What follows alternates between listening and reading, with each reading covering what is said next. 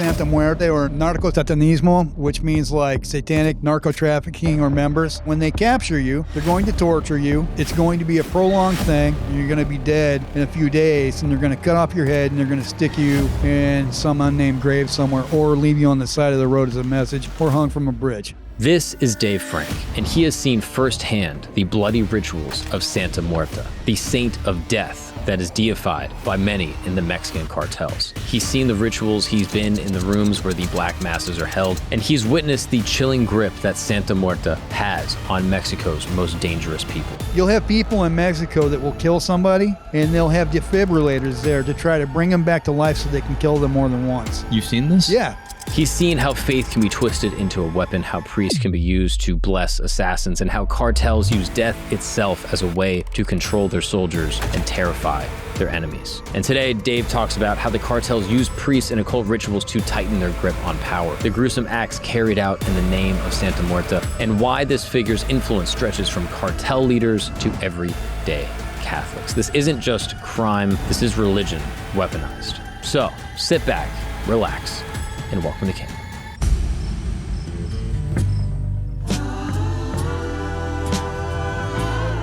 Dave Franke, how are you? Good, Mark Gannon. Yes, sir. Good to be here, man. We're here in your basement. I'm really excited to talk today about a very specific topic that I've been fascinated by, and I think you're the guy to talk about it with. You've had a fascinating career serving as a bodyguard for a Mexican general, yeah, and spent several years protecting him, getting in firefights with the cartels.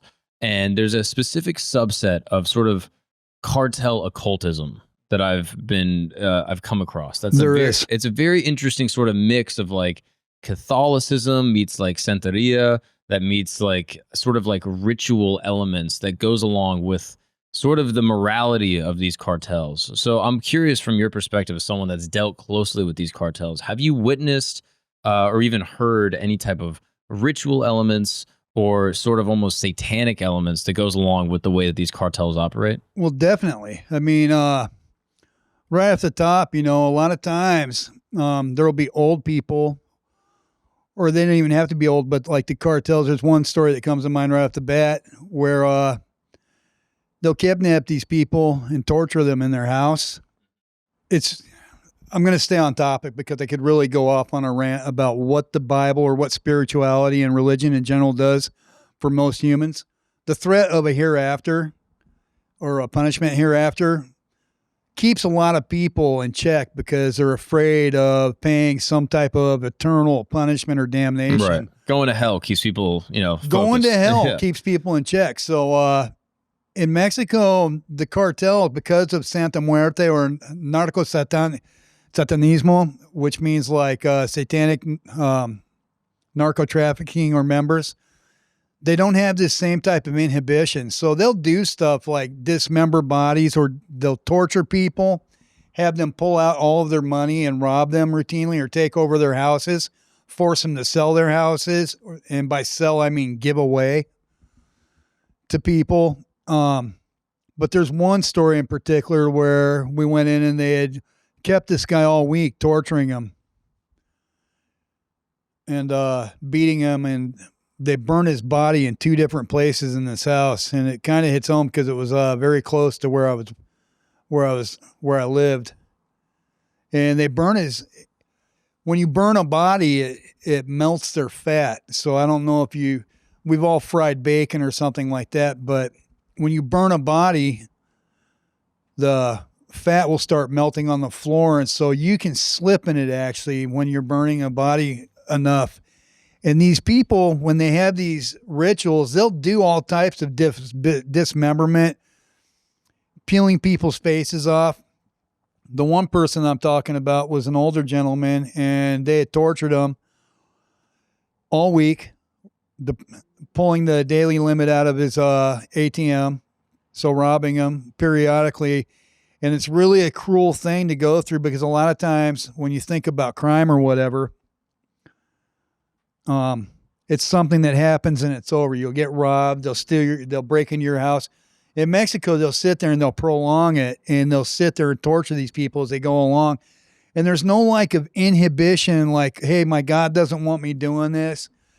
Santa Muerte is so prevalent in Mexico because it's such a Catholic country that they're so used to having just a church and saints and these things in their life that they've found this saint and mixed it with Santeria and different elements of Satanism, like combined it to create their own patron saint. Right. It's basically the patron saint of death. It is the patrons. That's exactly what it is. One of the things that we would do, I mean, to finish with cleaning it just really hits you right in the stomach when you try to remain humane.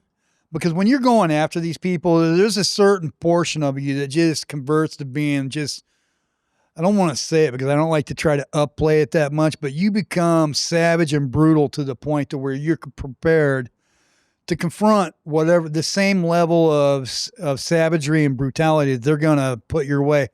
What do you mean, Dave?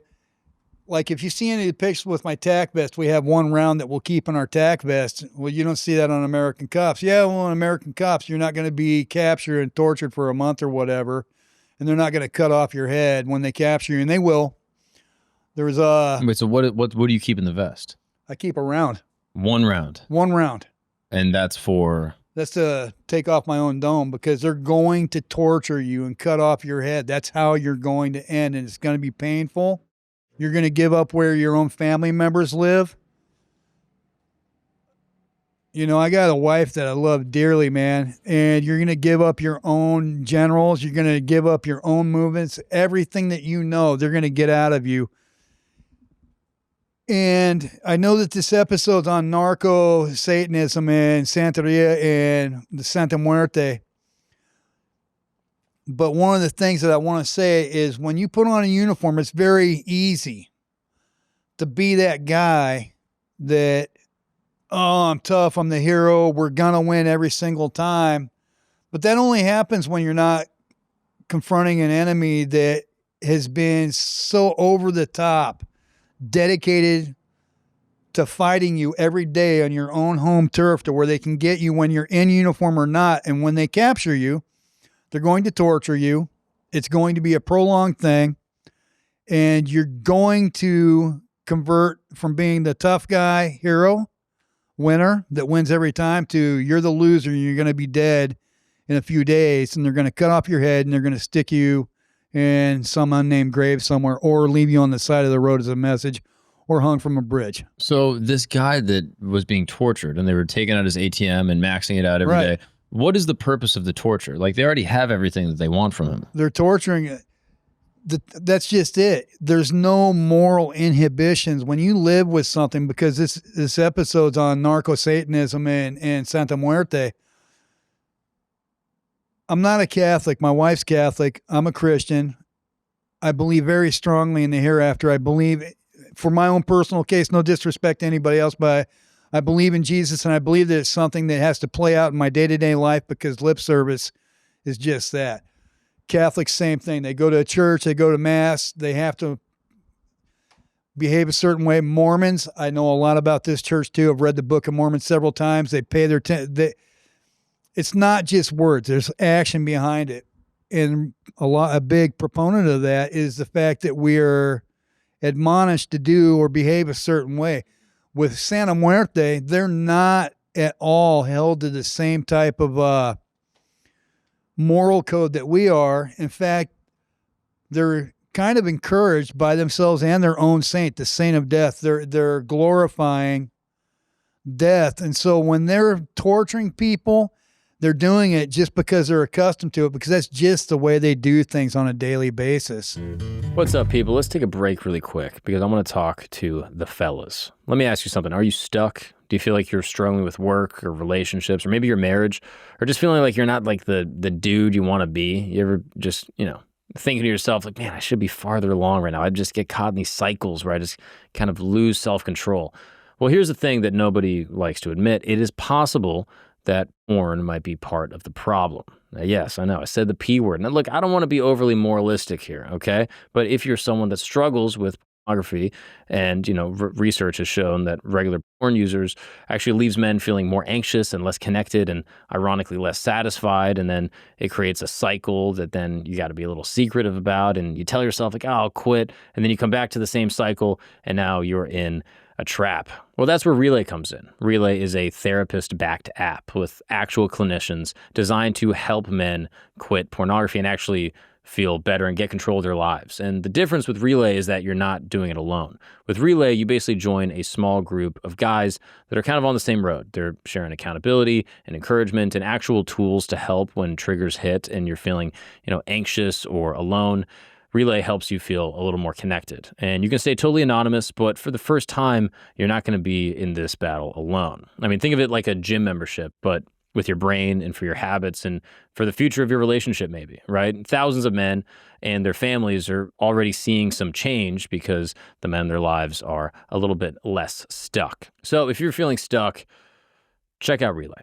Don't wait another month to be the man that you want to be today. And you can break the cycle with Relay. So go ahead and use the code GAGNON, GAGNON, for a 7-day free trial if you feel like this thing has just got a grip on you that you're not able to let go. That is Join Relay, JOIN, Relay, RELAY.app,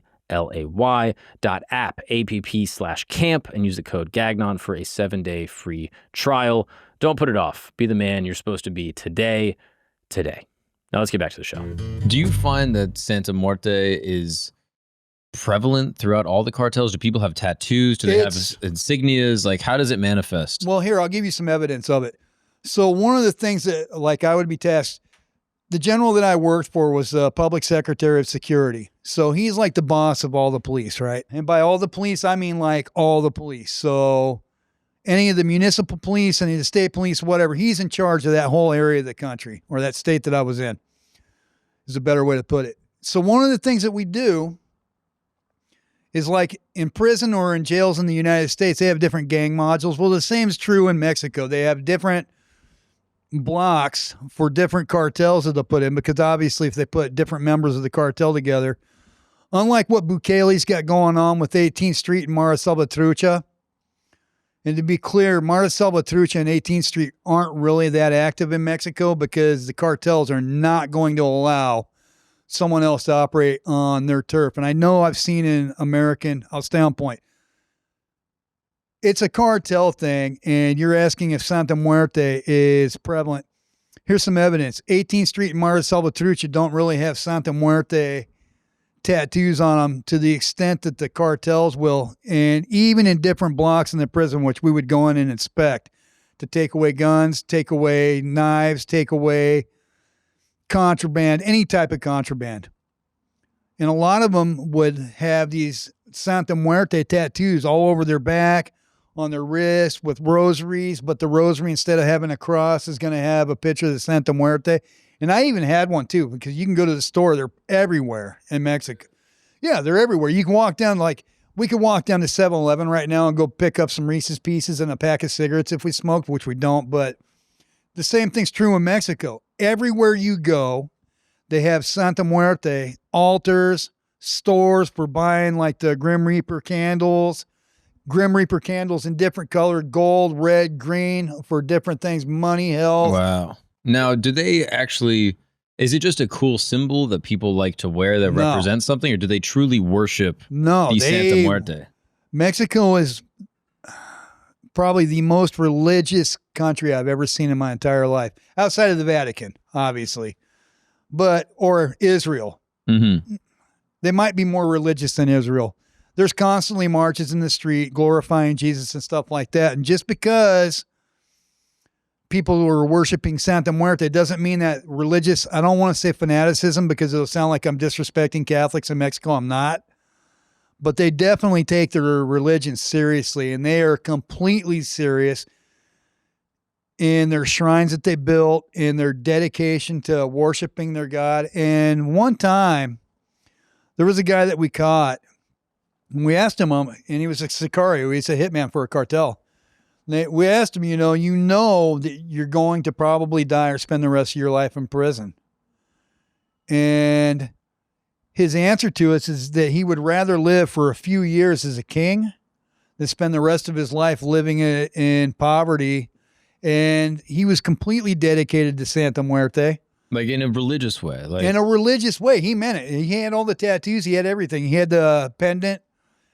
And I mean, I wasn't asking him that question at that time because he was wearing the pendant. It was just kind of as a matter of fact thing. But his whole mentality was just glorifying death and the fact that he knew that someday he was going to die. And anybody that falls into his hands are going to meet the same fate because they're just completely dedicated to it. And for some contrast, if you will, the generals all wear a red wing. They're all in a fraternity. They all go to this thing called Colegio Heroico Militar, which is in the Distrito Federal, in the federal district in the capital. So just think of like a major military sorority, and they all got their sorority, and they wind up leaving that place, going to different places in the country and working together. My general had a best friend from school that he worked together, and I'm going to leave his name out of it, but he would tell me all the time, Frank, quit glorifying death, because I'm like, oh, we're going to go get the bad guys. I mean, I was gung-ho, man. And he would tell me all the time, there's no glory in death. It's just death. And then you go there and you start working and you see it, and you realize that there is no glory in death. It's just a dead person laying there. Their soul is departed. They're not there anymore. And getting into like my coworkers or other people that have self-deleted, a big component of that is you start seeing dead people and you see them without the soul, and you realize there was a guy that I folded up on a tabla in Spanish. I don't know what you call it. It's kind of like a stretcher, a wooden stretcher that the coroner uses. And we had to fold his body up like a butterfly because he was all broken in different pieces. And we put him on this stretcher. And you can tell that it's just a pile of bones and meat. I'm not trying to disrespect that guy at all. And I've never taken pictures of the dead. There's a lot of people that do take pictures of the dead. I don't. But this general would tell me that, hey, you know, you can't glorify death because it's just death. It's not good. Someone's departed. Their soul's gone. And it's just a pile of flesh there. So you start seeing this, and it gives you a callous. But on the other side of that, you have people that glorify death. In Santa Muerte, they look at it like it's something glorious. They look at like depriving someone of life or torturing them or making them suffer is building their own power. And they do believe that. I mean, they're just like with the vacuum that we've talked about in other episodes. There are people that strive to live their short existence, and because it's going to come to a violent end, either at the hands of the government or the hands of infighting amongst themselves or at the hand of another cartel. And then even once you become the man and you haven't fought anybody else in the cartel, even members within your own organization also worship the same thing and are looking at trying to improve their own status within their same organization. And you see it even in different members of the mafia in different countries, but there they take it to another level. There they have the spiritual acceptance, or not even the acceptance, what's the word? Approval to try to be as bad as possible. You've had people in Mexico, here's how bad it goes. You'll have people in Mexico that will kill somebody, and they'll have defibrillators there to try to bring them back to life so they can kill them more than once. No, that's happened. That's a fact. You've seen this? Yeah. Yeah. They've had defibrillators. They'll kill somebody and they'll kill them, and they'll sit there and try to bring them back to life so they can kill them again. And is it just brutality, or is there a ritual element where they think that by killing them again, they get more energy or more power? I have to think that there's a ritual element to it too, because I mean, you'll see things like there's a cartel video where there's killing someone in a gunfight, which happens. I mean, that's just like whatever. And I'm not being disrespectful or dismissive of the value of any person's life, be they a government soldier, agent, or even being a criminal, because all life has intrinsic value. And I want to say that to the camera to make it clear. All life, your life, my life, your life, has intrinsic value, because there's something there that we as humans cannot give to us, which is a living, breathing soul. But then, and so there's killing people in the course of fighting. And by fighting, I mean someone's not going home, not UFC play fighting, which I've done. Combat, someone's not going home. But then there's torturing people and killing them and taking joy and pleasure in it, or trying to promote your own self-power with your own evil deity. And that does happen. And I know that happens because they'll sit there. And the reason why I know that it happens is I've seen instances where they've peeled the face off of people like masks and then played with it. Or other instances where they're torturing people that have legitimately done their cartel wrong. It's got a punishment, or a castigo in Spanish. There's a punishment element to it because they've done something incorrect. An example off the top of my head, in Cinco Señoras, at 5 o'clock in the afternoon, they killed a transit cop and his wife. And they had tortured him for like 24 hours. But the guy was working for them, had done something incorrect. And so there's a penalty to be paid for that, obviously. However, there's certain levels to it. And when you're like peeling someone's face off, or there was another guy where they had cut off his knees or his lower legs, cut off his forearms, and then we're cutting out his stomach, like the fat off of his stomach. And then they were beheading him. And when they were beheading him, the human body has like an instinct to it to where he's intuitively trying to defend himself from having his head cut off.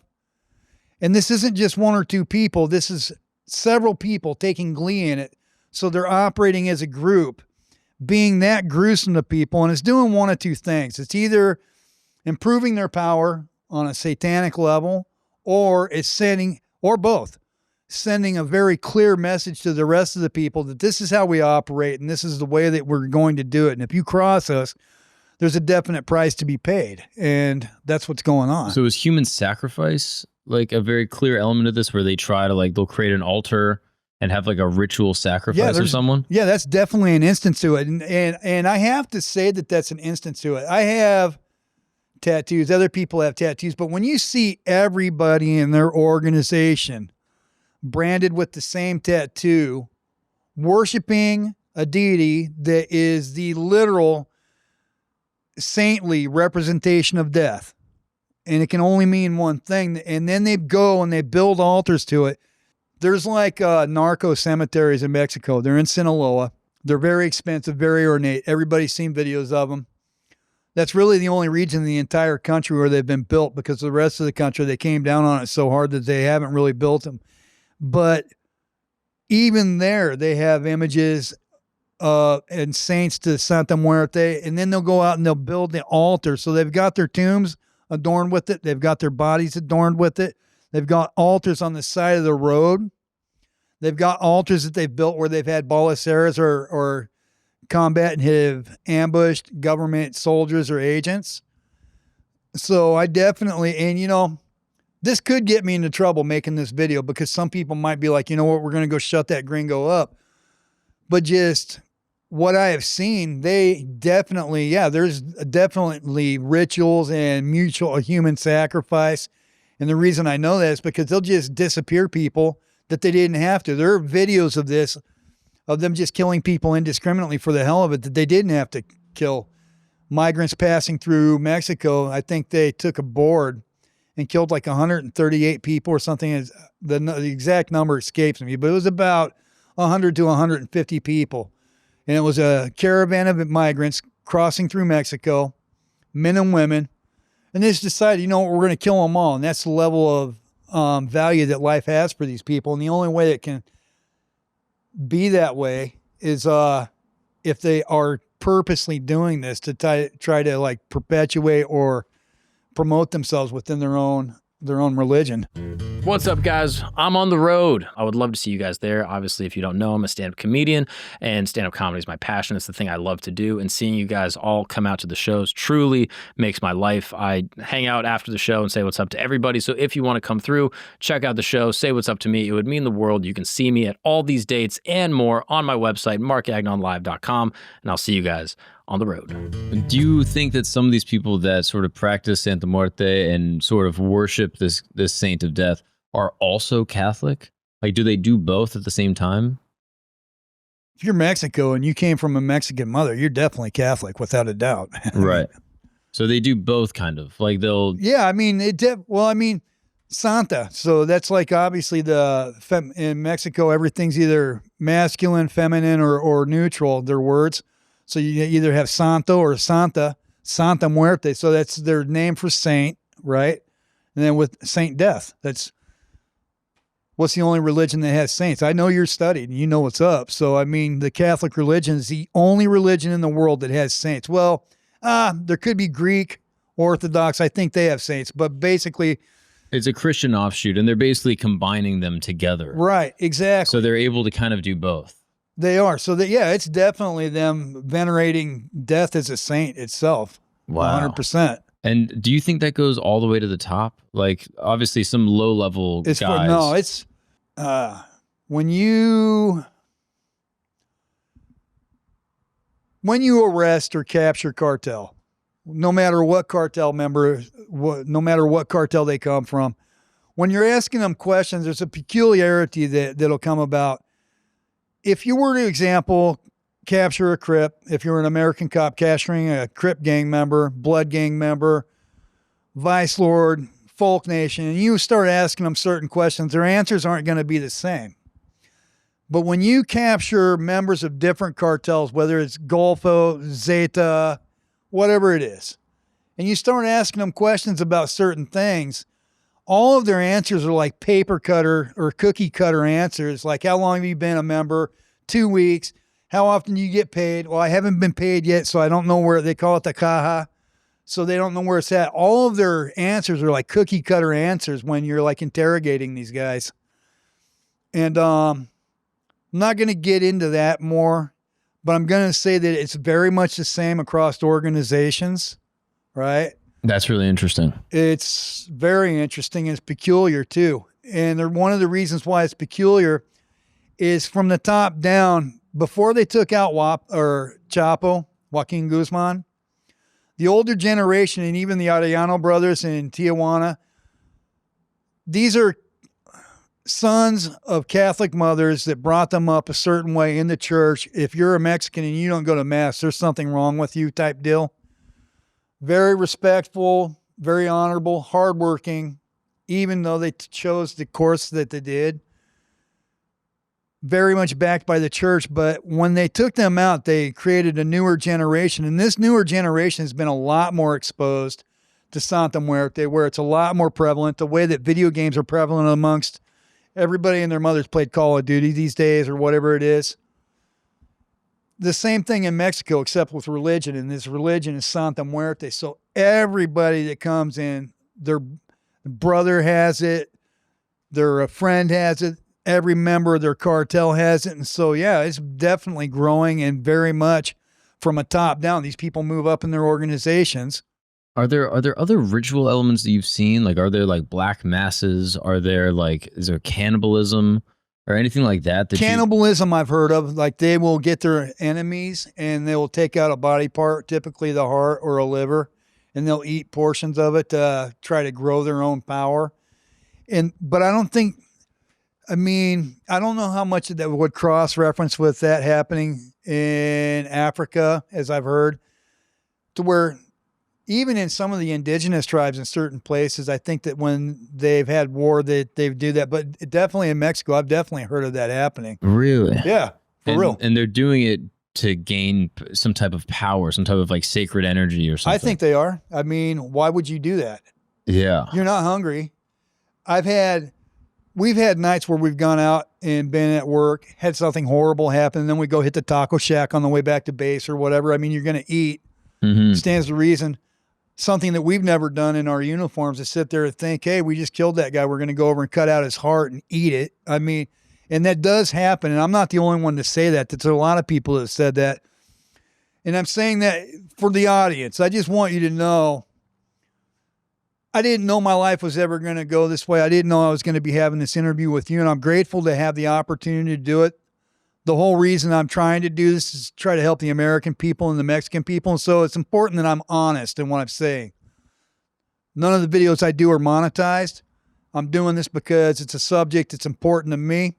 The American people are important to me, and the Mexican people are important to me. If I ever have to pay a certain price talking about any of this, because I might get someone out there that sees these videos and think, hey, I don't like that guy talking about us the way that he does, and it could be costly. I'm saying this because I care, and everything I'm saying is as truthful as I can be. And I know with the brutality that I've seen in Mexico, that the way people are treated has to be something other than just terminating an enemy or terminating someone that's an obstacle in the way of something that you want financially, politically. Because, I mean, in Mexico, a lot of politicians have been murdered. A lot of stuff that we would do is create VIP or do VIP escorts, security details, and what have you. There's a thing with assassinating a politician to try to advance a political goal, try to advance a criminal goal, whatever it is.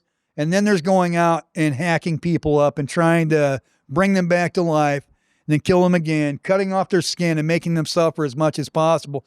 And the only reason to do that would either be because you're psychopathic and you just get off on it, or if you have some type of religious motive to do it. And when you see altars all over the place in Mexico the way that you do, and this isn't something that I'm saying, you can look it up online for yourself. There's ample evidence. There's a cornucopia of evidence, if you will. It's spiritually related. Wow. It has to be. Yeah, I guess the nature of it and how widespread it is. It's in every state. Right. Top to bottom. And then it's in so many of these cartels. After Calderon decided that he's going to declare war on the cartels, he went from 4 or 5 cartels in the country. And even before that, I think there was only 2 or 3. Around 2008, 2012, right when I was getting in there, it just exploded. And then all of a sudden, 4 cartels becomes 8 or 9. And you've got these major cartels. And then you've got even regional cartels that are offshoots with that. Los Templarios and other ones. All of them with their own kitted gear and their own badges, and they wear it as a badge of honor. And every single one of these cartels are all sporting Santa Muerte tattoos, pendants. When you go in and inspect the prisons, all of the furniture they're making have carvings of it on it. They have altars in their cells. I mean, it's everywhere. It's so prevalent. It's like going to the Bronx and not seeing graffiti. Right. It's that prevalent. Everywhere. I'm curious if there's a drug component. Like, obviously the cartels are trafficking drugs and creating drugs and facilitating that trade, but are they doing drugs as well? I would have to say that depends on who you are. When you get to Mexico, and I've talked about this before, when you get to Mexico, as I did as a tourist, you don't know what's what. In fact, you're buying your yogurt from Extra, which is a Mexican version of 7-Eleven. You don't know what's what. And then once you get into it and you see that there's lookouts on every corner and you see the prevalence of how many people are actually involved in what we term the cartel, I mean in quotation marks, it's so widespread and prevalent because there's no jobs there. That there are some low-level people that work and do cartel lookout stuff on the corner. Yeah, they're probably going to be doing drugs. Some higher level people that are maybe like lieutenants that are in charge of selling drugs, small amounts of marijuana and methamphetamines and whatnot, they'll be doing drugs. But when you start getting into your upper echelons, the people that are, do you think that if there's someone that's going to be charged with taking out a bunch of politicians, they're not going to be sending a bunch of drug crazed wackos? But I'm curious if, like, any of these guys, like, if you have a soldier and you're like, oh yeah, give them, methamphetamine, that'll make them more courageous, or that'll send them into battle with more ferocity. I mean, but they have different levels of people. I can tell you what, the Gafes aren't doing drugs. Like the people with military discipline, yeah, they might have a drink or something like that. It depends on where they're recruiting their people from and what specific function in that cartel that person's going to do. Example. We all know that the FBI or even the CIA will use human-tel. Like, so you got human intelligence, signal intelligence, you got your different forms of intelligence. So when they're using human-tel, a lot of times they'll be using confidential informants and other things. These people are definitely using drugs. Part of the same function, working for the same team, definitely doing drugs, but your special agent is not doing drugs. And the same thing in the cartel. You're going to have different people and they're doing drugs. If it's just some street level hit, or if you're just going to engage in war with your buddies, yeah, they definitely will be on drugs. But if it's someone that needs to hack into a banking system, which is some techie, it depends on who it is, Mark. Yeah, that makes sense. And I'm curious, like, have you ever seen a cartel utilize like a priest, like a Santa Muerte priest or some type of Santeria like practitioner? That I haven't seen. That I don't. Maybe you could. I don't know. Have you heard of this before? I've heard of it, but I mean, I haven't seen it. I want to stick to what I know. No, that's fair. That's fair. I recently was just reading about Adolfo Constanzo, who was a practitioner. I've heard of him. I've heard of it, but I don't know enough to like really expand on it. No, Maybe that's fair. But like his story is fascinating, where he was basically like working with different cartels and like doing rituals and performing these sort of like ceremonies to try to help them in their pursuits and their business deals and their different wars that they were in, and hoping to kind of channel this like sort of dark religious energy to, I totally to help believe them. that they got like a negative energy going on, without a doubt. I mean, who in their right mind thinks, hey, I'm going to go out and choose on a fight with my national government today or the local military, and then if we win, we're going to torture them? Because they're not just torturing civilians. They're torturing agents and soldiers when they get them too. And they do get them. They're filming it, glorifying everything about it. And then they have these altars everywhere. I'm completely convinced that they have a priest or whatever doing it. What is the purpose of filming it? They film these terrible acts of torture and then send them to journalists and television. Is it just to exert their power and illustrate how dangerous they are? 100%. You and I are communicating right now. We're communicating with words. And as I told you in the other episode, when I went to Mexico, one of my chief functions was creating technical documents for Spanish-speaking people to be able to produce something that was originally in French or in English. And so one of the ways that I would do this is with visual work instructions, is what it's called. So you take a picture of something and put an arrow on it and be like, do this, red circle with a line through it, don't do this. And that's how you can quickly convey photographically in any language to someone that speaks any language how to do something. Visual work instructions. When you hang a body from a bridge, or when you film something, you show it to the entire country and world. Look, this is what we're about. It doesn't matter what language you speak. It doesn't matter if you're fluent in Spanish. You are telling everybody, including the American government, U.S. military, DEA, anyone that's going to get involved with this, hey, this is the price of admission. This is what we're about. And while I'm at it, because I've got this altar over here and this priest blessing me, I'm doing this as a demonstration of my power and what we will do to you. Right. And one other thing, there was not one instance where during the course of my work, we would even think about doing something that was against the orders we were given. And the cartel, how much even more so if the price of that is going to be the price of your family's life if you go against anything that they say. So when they're doing that, it is the head of the cartel saying, this is the way we want it done. This is the way we want it presented. They have these things called narco mantras, which is basically a big sign. It's on, it's about the size of my carpets here on the floor. And they'll paint on it in big letters and hang it somewhere very publicly that we, this cartel, know that this cartel is operating here, and this is the price. And they'll leave a cooler with heads in the center of the town at broad daylight, and their heads will be severed and wrapped in a plastic bag or whatever. And you see this so often that that's exactly what they're trying to do, is promote Santa Muerte, promote their cartel, and promote their own power. Yeah. I mean, I know that it's obviously... It's communicating. It's a tactical thing. And even in America, we'll see these videos. I'm curious, who is off limits? Like, are American tourists generally, left alone? We touched on that the other one in the other video. Usually, yes. And the reason why Americans are generally off limits, there's been a few, and I do mean a few distinct instances where they haven't been. Recently with the people that went over for some type of cosmetic surgery that wound up, 2 of them being murdered, unfortunately. They were African Americans, didn't blend in at all. They weren't Caucasian. They weren't Latino. So when they're in Mexico, in the north of Mexico, it's completely obvious that they're probably American. Shouldn't have been touched. The cartel that was involved notably got the specific group that had murdered those people, fronted them out, or told them, hey, these are the people that have done it. They're being punished for it. We don't do that. Why? Because of the amount of influence that the American government wields. It's best to leave those people alone.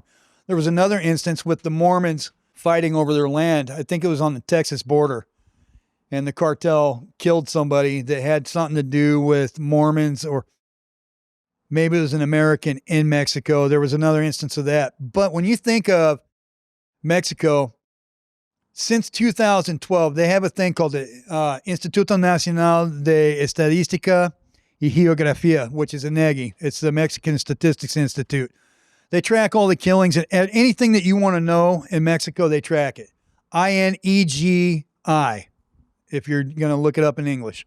This Mexican institute that tracks all this data, statistical tracking of everything in the country. And then one of the things that they track, for example, in 2012, there was like 33,000 people murdered. They track even the amount of, they call them feminicidios, how many women are murdered. Since 2012, there's been like 100,000 people disappeared. And when you think about that, just think about like what the population, 35,000 people on average a year since 2012. And now we're in 13 years, 2025. So every 10 years, it's 300,000 people. So we're talking like 500,000 people have been disappeared or murdered in the last 13 years in Mexico. All of it at the hands, or not all of it, but most of it at the hands of a criminal element that worships a satanic god, that has priests doing satanic rituals, and they're told by their top leaders, this is how we're going to operate. I mean, you know, what are you going to say to something like that? They're definitely sending a message. Wow. Yeah, I'm just fascinated by the way that I guess religion and faith and ideology can sort of be like warped and used in a way to perpetuate evil and not to perpetuate good. They do it here. They did it with Jeffrey Fielding Smith or whatever, with the FLDS. The FLDS church. Fundamentalist Latter-day Saints. Yeah, that's right. And, no, it happens all the time. It's not strictly a Mexican phenomenon. No, but I mean, in Mexico, they definitely did. They've taken it and twisted it into, or contorted it better. I mean, I think every religion has a version of this, right? Like, I think like, you know, radical jihadist I think Mexico Islam takes it to another level, though. Sure. Yeah. No, there's always like ways that people can utilize ideology, whether it's Christianity, Judaism, Islam, to then create a sort of negative evil force out of it. And it's an interesting element in cartel and narco culture that I think is sort of under-discussed, under-highlighted, because to me, I think it plays a big role, sort of the ideology, as you've pointed out, right? There's just such direct and deliberate brutality that's not fueled by drugs, generally speaking. It's not for any type of financial or political purpose. It's just torture and evil for the sake of torture. It is for the sake of evil, and 100%. Once you understand that there's a spiritual and occult element, I think that actually really contextualizes everything. But Dave, I mean, this is fascinating. Thank you again for sharing your insight and your expertise in this area. This has been awesome. Hey, man, I appreciate the opportunity to chat with you. You guys are always welcome here wherever you want, and thank you. Thank you, brother. I'm looking forward to chatting again. Definitely, most definitely. Thanks.